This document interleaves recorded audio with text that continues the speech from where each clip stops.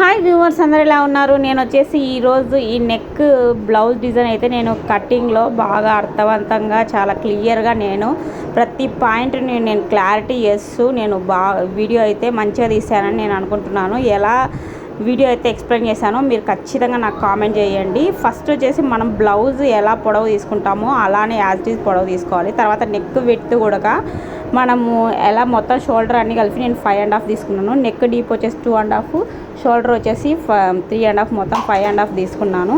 ఇంకా shoulder down వచ్చేసి as it is ఎప్పటిలాగానే 6 ఇంచెస్ తీసుకున్నాను. 6 ఇంచెస్ తీసుకొని ఇంకా 1.5 ఇంచు మనం రౌండ్ గీసుకోవడానికి 1.5 ఇంచు మనం తీసేసుకొని ఇలా రౌండ్ అనేది చంక రౌండ్ గీసుకోవాలి. నెక్స్ట్ వచ్చేసి నెక్ కిందికి డౌన్ వచ్చేసి నేను 10.5 ఇంచెస్ తీసుకున్నాను.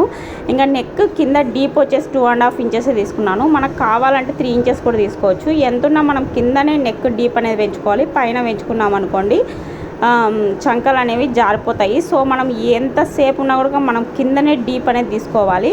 ఇలా ఒక రౌండ్ అనేది గీసుకోవాలి. గీసుకున్న తర్వాత నేను ఇంకా బ్లౌజ్ విడ్త్ వచ్చేసి నేను 12 ఇంచెస్ తీసుకున్నాను. ఇంకా కుట్లలోకి అన్నిటికి కలిపి 12 ఇంచెస్ని నేను డ్రా అయితే చేసుకుంటున్నాను. గీసుకున్న తర్వాత మనం వచ్చేసి ఈ బ్లౌజ్ ఇక్కడ నుంచి చంక దగ్గర నుంచి కింది వరకు మనకు మొత్తం 9 ఇంచెస్ ఉంది. సో మనము దాంట్లో సగము 4.5 ఇంచెస్ తీసుకోవాలి.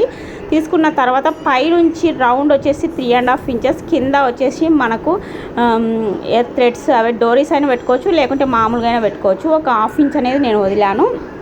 ఇంకా పైన 3.5 ఇంచెస్ తీసుకున్నాం కదా, దానికి వచ్చేసి ఒక రౌండ్ అయితే నేను గీసుకుంటున్నాను. గీసుకున్న తర్వాత మనము ఇది కట్ వర్క్లో ఒక డిఫరెంట్ డిజైను. ఇలా మనము 4.5 ఇంచెస్ తీసుకున్నాం కదా, టోటల్ ఇది 9 ఇంచెస్ ఉంది కదా, దాంట్లో సగం 4.5 ఇంచెస్ తీసుకున్నాం కదా. మనం ఎంతవరకు 4.5 ఇంచెస్ తీసుకున్నామో బాగా క్లియర్గా గమనించండి. ఆడి వరకు మనం ఈ లైన్ అనేది గీసుకోవాలి. గీసుకున్న తర్వాత ఒక క్యాప్ అనేది తీసుకోవాలి.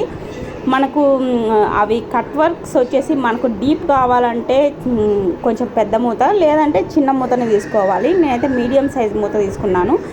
దీనికి వచ్చేసి కట్ వర్క్ డిజైన్ ఒకే లెవెల్లో ఒకే షేప్లో వచ్చే విధంగా మనం వచ్చేసి 1/2 ఇంచ్ అనేది తీసుకోవాలి.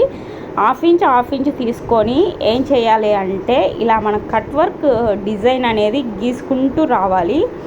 ఇలా కట్ వర్క్ డిజైన్ అనేది గీసుకుంటూ వచ్చేసి మనం అంతా ఒకే లెవెల్లో వచ్చే విధంగా ఆ లైన్ పైనే 1/2 ఇంచ్ లైన్ పైనే మనము గీయాలి. గీసుకుంటే కనుక మనకు అన్నీ ఒకే లెవెల్లో ఒకే షేప్లో ఒకే లైన్లో వస్తాయి అన్నమాట. ఇలా మనం వీడియోలు చూపిస్తున్న విధంగా ఈ కట్ వర్క్ డిజైన్ కట్ చేసుకొని ఇలా గీసుకున్న తర్వాత నేను ఎలా కట్ చేస్తున్నానో మీరైతే గమనించండి. కట్ చేయడం కూడా మనకు తెలియాలి, లేకుంటే ఎలా కట్ చేయాలి, ఏ వేలో కట్ చేయాలి, ఫస్ట్ ఎక్కడి నుంచి స్టార్ట్ చేయాలి అనేది. ఫస్ట్ అయితే నేను కట్ వర్క్ దగ్గర నుంచి స్టార్ట్ చేస్తున్నాను. చూడండి, ఇలా కట్ వర్క్ దగ్గర నుంచి స్టార్ట్ చేసేసుకొని మనము ఇలా వీడియోలు చూపిస్తున్న విధంగా మనం కట్ చేసుకోవాలి. ఇలా కట్ చేసుకొని నేను స్లోగానే పెట్టినాను వీడియో, ఎందుకంటే మీకు క్లియర్గా అర్థం కావాలని. ఇంకా వైట్ షీట్ కానీ ఏదైనా కలర్ షీట్ కానీ ఇంకా నెక్స్ట్ ట్రై చేస్తాను.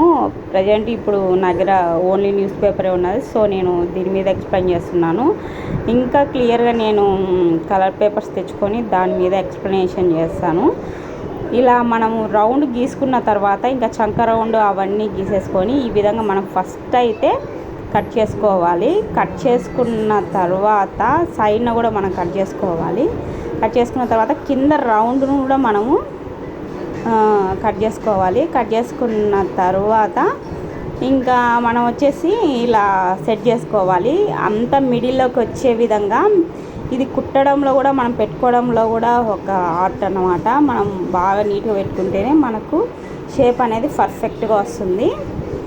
కుట్టేటప్పుడు నేను ఖచ్చితంగా వీడియో అనేది పోస్ట్ చేస్తాను.